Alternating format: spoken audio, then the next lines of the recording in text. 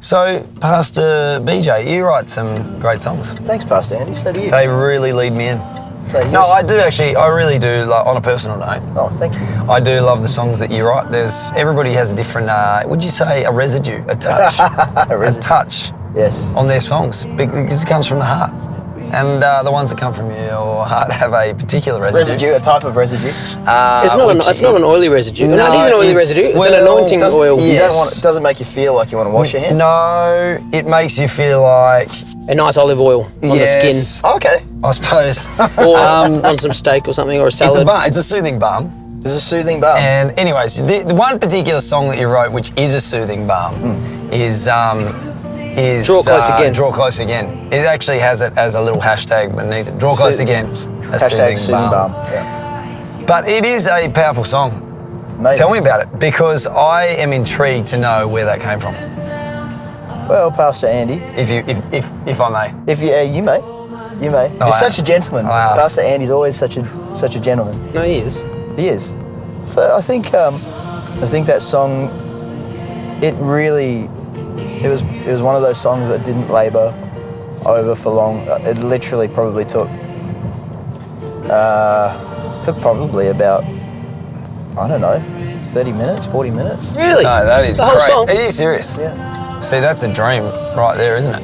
I actually want to get it. It was just one of those things that I opened my mouth and it just came out. Yeah. And I in a remember, worship moment or what? Yeah, totally. I'd positioned myself. I was there for worship, and Didn't part of it come out of you you were laying on your bed with your son? yeah. Sorry, I'd totally forgotten about that. That's amazing. Yeah. It's amazing that you remember that. Yeah. Yeah, it's so good. So I was laying on the bed with my son, my kids, and Levi was with me. You got 3 boys. 3 boys: Archie, Levi, Arden. We love you, Arden. I do love you. It's tough being a dad. You do matter. Archibald Alexander, Levi Charles, Arden Samuel. And it was with Levi, and it was late one night. And we're just together.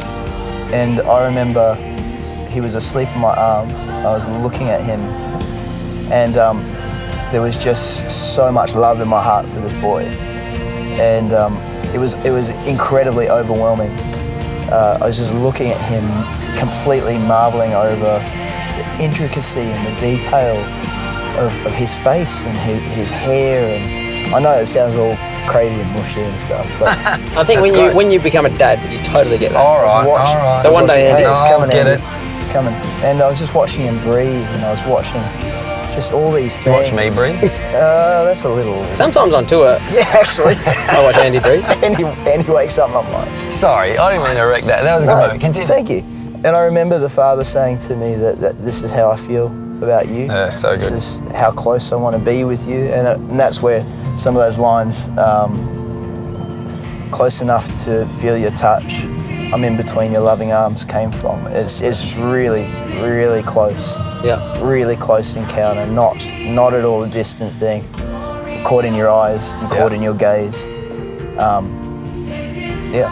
I think what's amazing about the song though too is it is such an intimate, personal, close song. Then when it gets to the bridge, it is this massive faith building anthem, which is an amazing, because songs usually stay in their lane and they have their thing, but then for the song to cover all of these grounds where it's an intimate thing, but then all of a sudden you're in the bridge and you're joining with the whole congregation, declaring, I can feel it. There's something happening, faith is rising.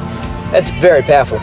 It is, and I think it takes a fair amount of skill and also just a God touch on something to take something that essentially is pretty private, but it makes sense publicly as well. You know what I mean? Sure. It's like a statement on behalf of lots of people, but it's a really personal statement at the same time. But that is something that's special about this song, because it's like you're singing it just between you and God, and yet you're singing it surrounded by people, and it's also like a declaration with them.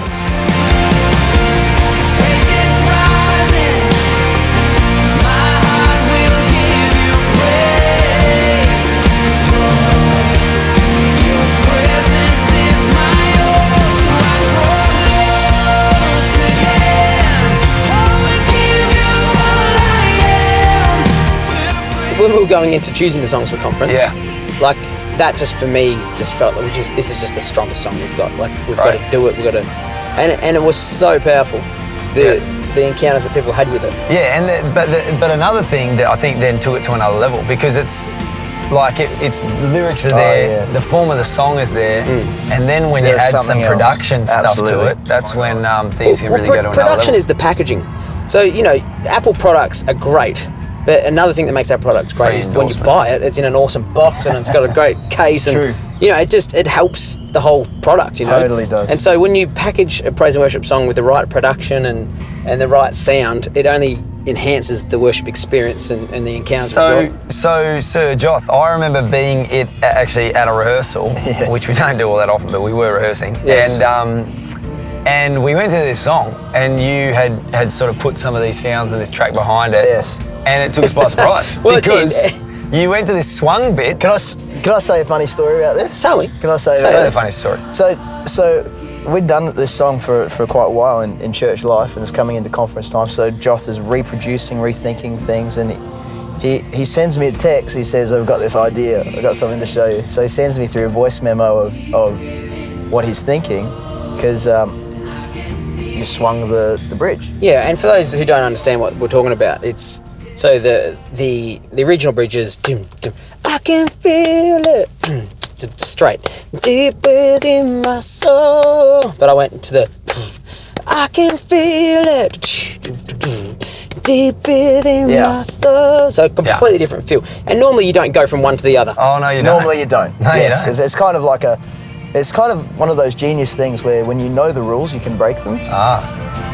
Which is what Joth's so great at. Yeah, that's what I'm not doing on the road. Hey, we'll pretend this never ever happened right now. Yeah. Hang on, I was on the phone. Yeah. So I was on the phone. So I sent you a voice memo. This is the He funny sent me story. a voice memo, and it wasn't a bounce out of what he did. He just kind of took a voice memo in the studio. Real rough. And he sends me this text. I've swung the bridge. What do you think? And I sent back a text message going, dot. I'm gonna look for it right now. Thanks, but no. Because I think the people would be blessed by the by what happened.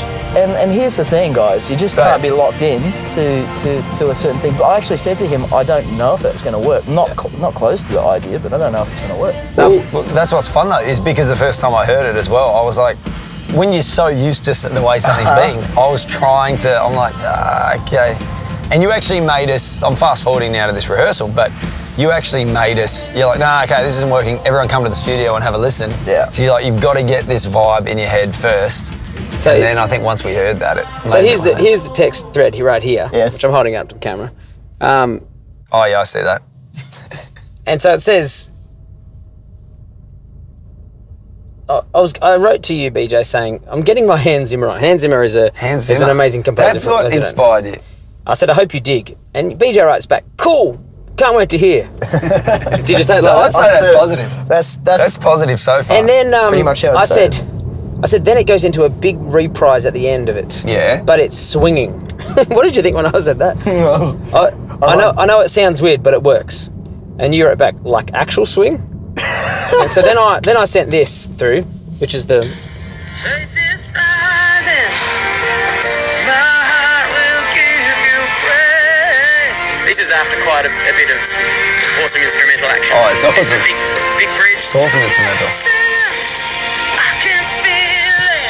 So that was just me painting the picture, and BJ was on the phone. I don't know, he must be on the phone just with someone else. Then you wrote, yeah, it's different. I have to hear it more.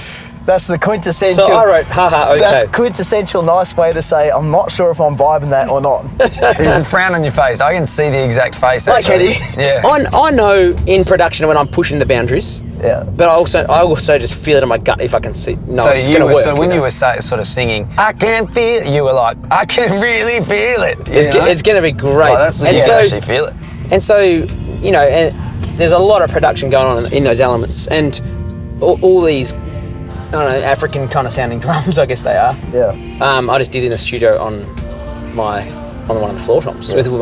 Did like about 20 tracks with my hands, just layering and layering, getting that sound. And so it is quite movie score like.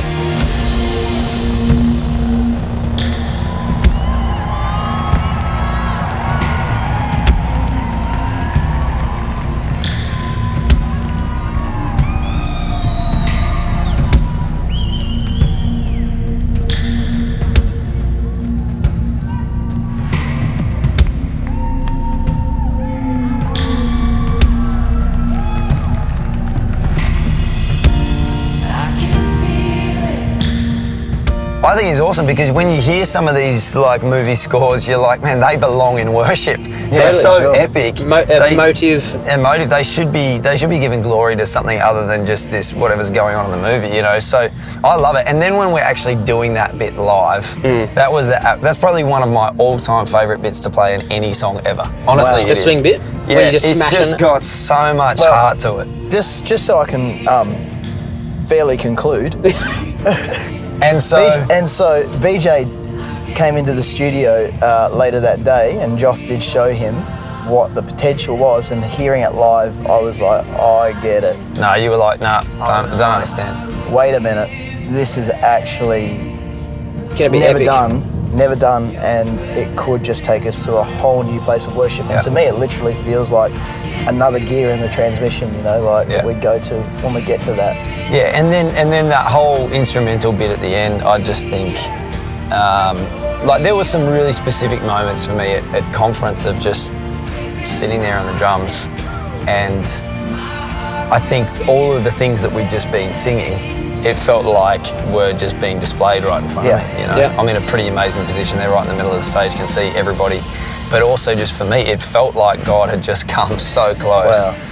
And you're just having these moments, and that's what, you know, I would say if the song can create, when we're all singing it, like that's what that song will lead you into wherever you're listening to it, you know.